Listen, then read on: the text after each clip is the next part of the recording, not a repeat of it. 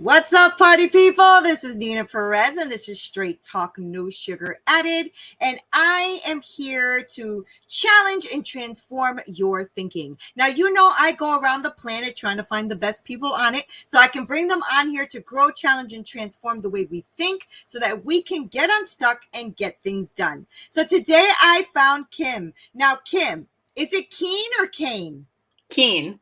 Keane. All right. Yeah. So Keane is a certified life coach, a Reiki and IET practitioner, and a podcaster. And she strives to empower women to embrace who they are and so that they can be all that they inspire to be and leave a legacy that is better than the one that was left for them. I love that, Kim. I love that. I mean, it is something, right, to impact people's lives in such a way to help them be better than what they had in the past. I love that. So welcome to Straight Talk. Really good to have you.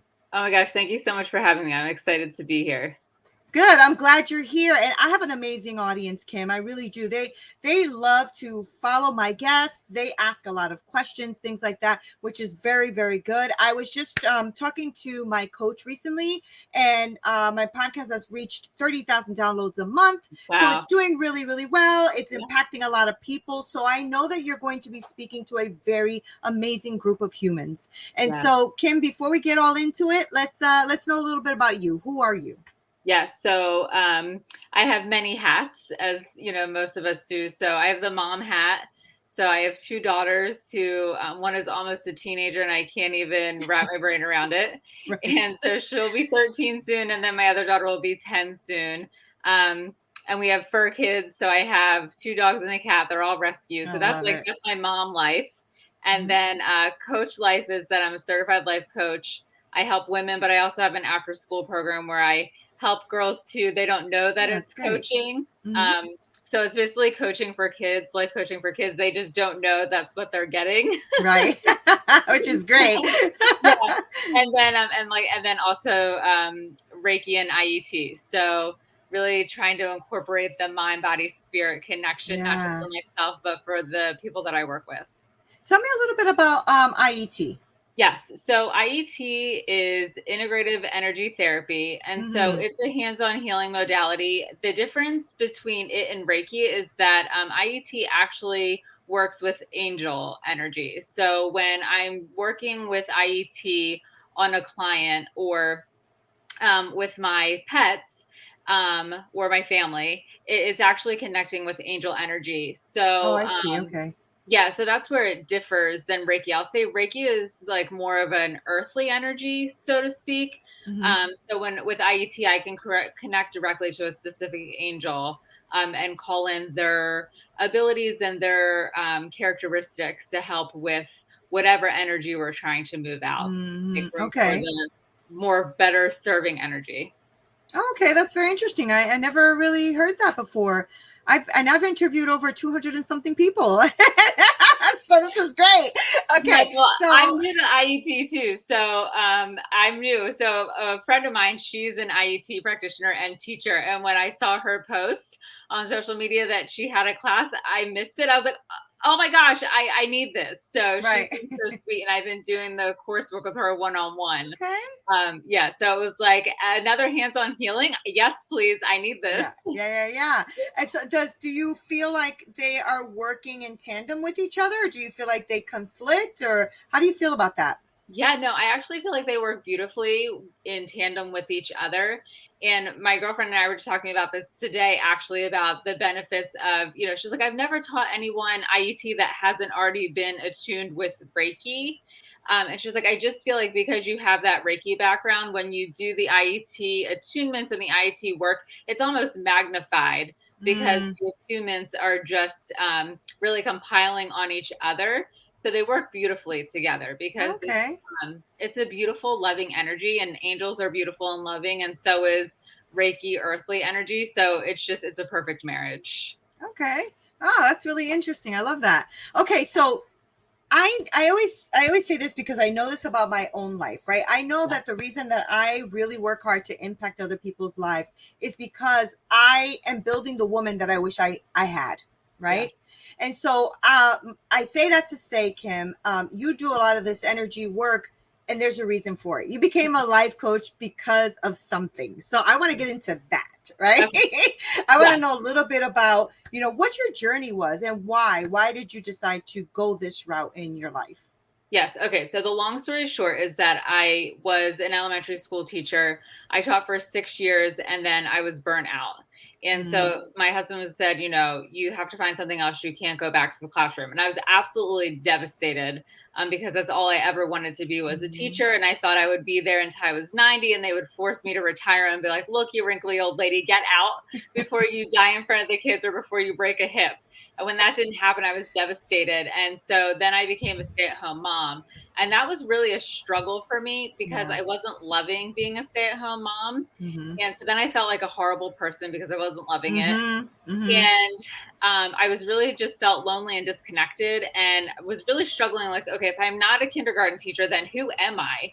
And so I started having these really unhealthy thoughts about maybe I should just run away because my husband and my kids would be better off without me. Or maybe I should just take my life.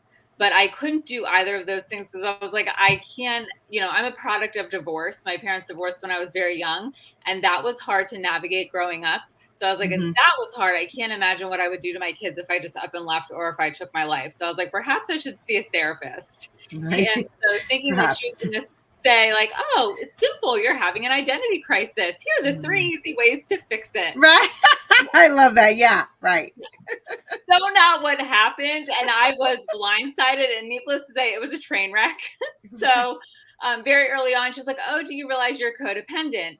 And I had never heard that word before. And so, of course, I took to Google, and then I was like, well, I am not going to be codependent anymore. So then I started getting every book I could on codependency and trying to overcome that. And then it was, oh, do you know you're anxious and you need anxiety medication? And I couldn't bring myself to take it. And then it was, oh, you are suffering from childhood emotional neglect. And I was also in an abusive relationship for 5.5 years with my high school boyfriend. So from the time I was 15 until I was 21. So add all that into the mix of codependency and anxiety and childhood emotional neglect. And after 1.5 years of therapy, I felt worse than when I had started. And so in that time, I had started doing yoga. I started meditating, and I started going for Reiki sessions, and I started tapping into the energy of crystals. And with the holistic things, with the Reiki and the crystals and the meditation and the yoga, I felt something shift. But I felt like there was still something missing. And that was when I started working with a life coach because I felt like I had nothing else, like nothing to lose at that point. And it was going through the coaching process to heal my own wounds that I realized in that moment, like, oh my gosh, I see now why I was miserable in my teaching career. I see now why I ended up in that abusive relationship. I see now why I'm struggling as a stay-at-home mom. I have to be able to help others with these struggles. And so that was where I said, okay, that's it. I'm going to get my certification so that I can help other women too, so they didn't feel like I did. Because I never wanted my kids to grow up to be like me. I was like, thought, I was the worst person ever. So I was like, I'll do whatever it takes for them not to be like me. And if I can help other women not feel that way too, then my struggle was worth it. Right. Right. And your struggle is worth it, right, Kim? Because that's really where you learn. And that's really I always say life is the best life coach, right? Yes. I mean, it really does teach you a lot of things. And so I guess, some of the things I wanted to touch on is therapy can work. Therapy can work. So, for those of you who are listening, and I know I have a lot of therapists that do listen, yes, therapy, it really can. It can work. It doesn't always work for everybody, but it can work. And in full transparency, I don't think the therapist that I had was the right fit. Not knowing that she focused more on eating disorders. So she always questioned me, are you sure you don't have an eating disorder? Are you sure you don't have an eating disorder? Right. I'm sure. So it's just really not a good fit. But the blessing was she brought to light all of these things that I needed to work on. Yeah. Yeah. And also the fact that, that's such a good point too, Kim, because we should know our strengths, right? And so, and all of you, because I do have a lot of coaches and therapists and stuff like that who listen. And the reason I say that is don't force what you think you want to, or what you think your experiences are on someone else. And as a life coach, Kim, right? We always have to be careful that we're not like doing that with people when they're going through something. We're like, oh, I have the great answer for that. It's this, right? Yes. And I've seen coaches do that, and I've also seen therapists do that. So, you know, and also I love that you said, you know, I wanted to be a stay-at-home mom. I mean, I was a stay-at-home mom, but I didn't like it. Yeah. I actually didn't either, Kim. I actually didn't either. And so I know how you felt. No, and I know how you felt. I felt like a bad mom too. I lasted 8 months, and then I looked at my husband. I was like, hell no. Like hell no. He was like, are you serious? Like, no, I gotta go to work. I cannot do this. It's so funny. And then, you know, for a while I felt the same. I felt like, gosh, I'm a bad mom. Why don't I want to do this? But it just didn't give me that piece of fulfillment that I needed in my life either. So I 100% understand, Kim. I'm with you 100% on that one. So then you went through going through that and going to the life coach and stuff. And I love life coaching, right? I think it is a very powerful tool. I want people to understand that it's not therapy. It is a way for you to focus on where you want to go in life. And sometimes you do have to go back a little bit to know where you're going ahead, but we're not here to give you therapy or medication or anything like that. So I'm really glad you did that. And so you went into the life coaching. Is that what got you into the Reiki? Was that like together, or how did that happen? No, so that was completely separate from each other. So when I was seeing the therapist, she was the one who suggested that I do yoga and meditation. And so in Elkton, Maryland, there's a community college called Cecil Community College. And so every January they have a Mind, Body, Spirit Fest. And so I said to my husband, I have to go because this is all about yoga and meditation and I need to learn more. And so he said, okay. And it was Friday night and then all day Saturday. So I showed up on Friday night with my yoga mat and my yoga clothes, waltzed to the door and quickly realized like, oh, this is not about yoga and meditation. This is something else. So Friday night was like the vendor night, sort of like the test run night. So you could go. So there were no classes on Friday. It was just seeing all the vendors. So, and they had people who did Reiki. They had aura photos. They had past life regression analysis, crystal jewelry, all kinds of things, natural soaps. And so I was like, oh, I think I need to go put the yoga mat back in the car. And so that was when I had my first reading / Reiki session with a lady who is 30 years older than me. But it was so interesting. It was like we were old souls that had known each other for a very long time. And so we just instantly connected. And so from that experience of having the Reiki with her, I just felt different. I couldn't really explain it. It just something had changed. And so then I was like, this is amazing. I need to know more. So she at the time taught classes through Cecil Community College. They have adult education classes that are all different topics, but they have a holistic section of classes. So I took her angel class, then I took her crystal class, then I did her Reiki for pets, then I did my Reiki attunements, and it was then Native American medicine wheels. Like any class that she had, I took. And so that's actually how I got into the Reiki, going to this festival thinking I was going to hone in my yoga and meditation skills, but was completely blown away to a world that I didn't even know existed. That's awesome. Yeah. And so you got into the Reiki stuff, and you say pets too. So you do Reiki on pets? Yes. So you can Reiki, once you have your Reiki attunement, really your second attunement, you can Reiki anything. So you can Reiki your food before you eat it to clear out any negative energy that's impacting your food in the process. So I can Reiki my house, the animals. And so the amazing thing is that I can send Reiki distance. So I've sent Reiki to a friend in Germany. I've sent Reiki to clients in Minnesota. So Reiki has no distance, nor does IET. That's the beauty of it. So you can send Reiki. I can send Reiki to really anywhere, anyone, anything that needs it. Okay. And so is this something that you're doing with your clients now? Like, I know that you're really focusing on women, right? So you're focusing on empowering women. So I want to touch on that. Like, so how are you helping them like embrace who they are? Because I know that's one of the things you said, that you really want them to embrace who they really are, and that they can inspire to be whatever they want to be, to leave that legacy, right? So I want to know, what does that look like when somebody contacts you, Kim? Like, what is that process? Yeah, so we always hop on a call first so I can really get to understand and know what it is exactly that they're looking for.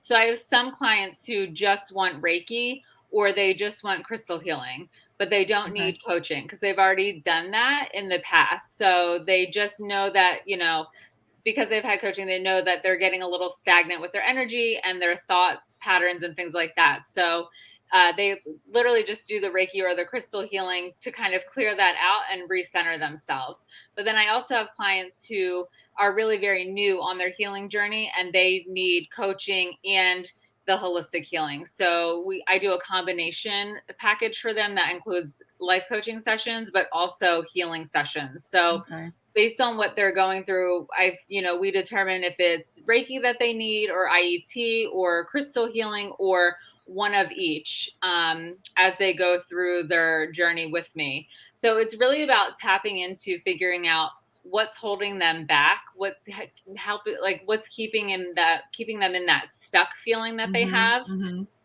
like you said, we have to go back to the past sometimes to get to where we need to be. So when I do my first few sessions with them, we do talk about the past, but I don't have them go deep into it because I don't need the nitty-gritty details of the trauma or the abuse or those things. Like I just need kind of a snippet of those things to start putting the pieces together, help them put the pieces together for where they are with unserving patterns and limiting beliefs and where they need to be to help them create those new, more empowered things to release the old. Okay. And I know you said that, you can send Reiki all over the place. So that to me says that you do a lot of work maybe online. Do you do work that way as well? Yeah. So ironically enough, all my clients, even though I can service people in my home, I always get none of my clients are local. They're always far away. And it's funny because I seem to get the clients in the South. So Kentucky and Tennessee, and they're 13, 14 hours away from me. So right. So you got to send Reiki that way. Send it down that way. Yes. So tell me about what happens with you personally, Kim, like when you are going through something, like when you're struggling through, maybe this is something that somebody in our audience can, kind of like pull for themselves, right? Because we all have challenges and we all have things that we're going to go through. It's not like because you do IT work and Reiki that everything's perfect, right? So what do you do for yourself? Like, do you have a routine or something that you do that helps you get through those challenges, right? Because you were very transparent with us and telling us that you went through a lot of challenges to get to this point today. And I know that even when we get through a lot of things, that doesn't mean ugly stuff doesn't try to pop its head back out. So what is it that you do? What's your go-to or your routine, or what do you do to get through times? So the old me never took time for myself. And so that was part of the problem. I was always depleted because I was always saying yes to everyone and everything before I said yes to me. And so now every day for years now, I always start my day with the same morning routine. I meditate and then I have some journaling things that I do. So I have this cute little journal that my husband got me a few years ago, and it has a different prompt for each day. And I like that just because it starts my day with a smile. So today's prompt was 3 things that you love the most. And so, but some days one prompt, it might be like, what's the music that gets your blood pumping? So I love that little journal because it's just fun little prompts that make you focus on something positive. And then I always do affirmations. So there are 6 affirmations that I write in an affirmation journal every morning. I always start the day also with 3 things that I'm grateful for. And so, and then I also, I also have a devotional book that's actually written by Melody Beattie, and she's like the leading expert on codependency. So I bought that book back in 2014 when I started therapy, and I was obsessed with getting over the codependency. And so this book I've read every day. I've read the affirmation, and then I forgot about it for a couple of years, and it always seems to just randomly pop back up into my realm of thought. And so I'll read one of the devotional of the day from there. So that's how I always start my day. And then, and I try to incorporate exercise too. Sometimes I'm willing to sacrifice and not do the exercise, even though I know I should. But the journaling things are a must. Like those I won't sacrifice on. And then I always agree. do a card pull for myself in the morning with one of my numerous oracle decks, because that also brings me joy to do that for myself. But so that's the daily routine. Okay. Every day, no matter what, because that fills me up before I start my day, before I take care of kids or dogs or talk to my husband or anything. Like that's how I start my day every single Mm-hmm. day. No looking at the cell phone, none of that. Mm-hmm. No looking at Mm-hmm. emails, nothing until that is done and I've had my breakfast. Mm-hmm. But when I'm in the thick of the struggle, because I have the tools to work through it, I don't go as often, I don't go as long, and I don't go as deep. That's So, good. That's good. yeah. So it's like, so I have to recognize when I'm being triggered. And so for me, when the what hits the fan, I value certainty like mad. So it's like I need that certainty because growing up, I didn't have a lot of certainty in life. Right. So I recognize like if I'm feeling like I need control and I'm like really grasping to make sure that things feel safe and comfortable, I know that I'm in the thick of the struggle. So I have to check in with myself and say like, okay, what brought this on? Was it something someone said? Was it something that I felt like I didn't do a good enough job with? What exactly is causing this feeling that I need the certainty or I'm not in control of something? And then I can talk myself through it. So it's like I can manage my emotional state. Like, okay, what do I feel in my body? The racing heart, maybe like the dry mouth, headache, whatever. And I know how to change that feeling. So, it's Mm. through breath work, it's through getting a drink of water, and it's just getting up and moving my body. So I can't stay anchored in that same place. So, like, if I'm on the couch feeling that I have to get up and move and go someplace else to start getting the blood flowing and the oxygen flowing in my body. And that Right. gives me enough time to start working through the language that I'm using around the situation and the thoughts that I'm having.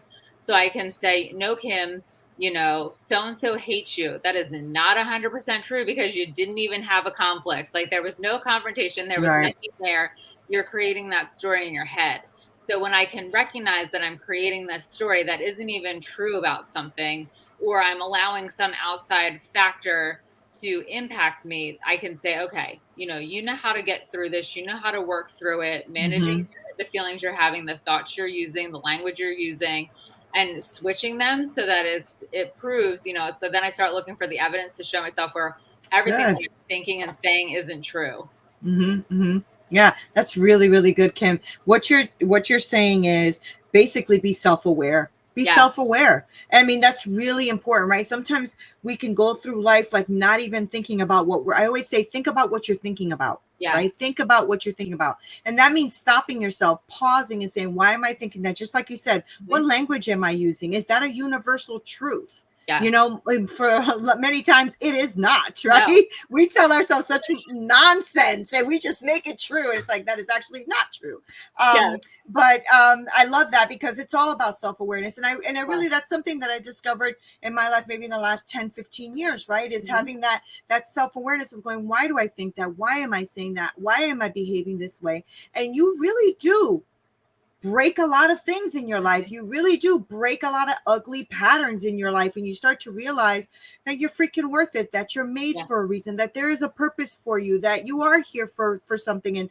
And just like you went through all of those things, Kim, it is to impact a life. And even if you were just impacting one, you've done it, right? I think we have to like pull ourselves back from thinking that we have to impact so many thousands of people. If you impact one person's life and that person's life has changed and shifted for the better, I feel like you have done your job. Now, the others are bonuses. That's extra, you know? So good for you. I'm glad that you do that. And you do a lot of the same things I do. I'm not very good with like silencing my mind with meditating, but I do like to, when I sit for quiet, I think strategically about what it is I want to think about as opposed to just thinking anything.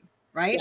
And I also have the 3 things I do that I'm grateful for in the morning and the 3 affirmations as well, because I think, or intentions for the day. And I think that's a huge setup for a good day. Yes. Right. It's a good setup. Now, do you have an evening routine as well, or you just focus on the morning routine? So I used to do the evening routine too, but I felt like by the end of the day, I was so tired. And then when I didn't do it, I was beating myself up for not doing it. That's good. So I just said, you know what, you don't have to do it. So if there are days where I feel like, yeah, I totally want to do it, I will. Sometimes I'll just do a card pull at night for myself, and that's my lesson of the day. And but I also wanted to say that, well, two things. One, I'm not always aware. And so my husband, who is not a life coach, but has heard me life coach him enough without his permission, that he likes Right. to turn the table sometimes, and he'll say, I think you're tapping into the victim story.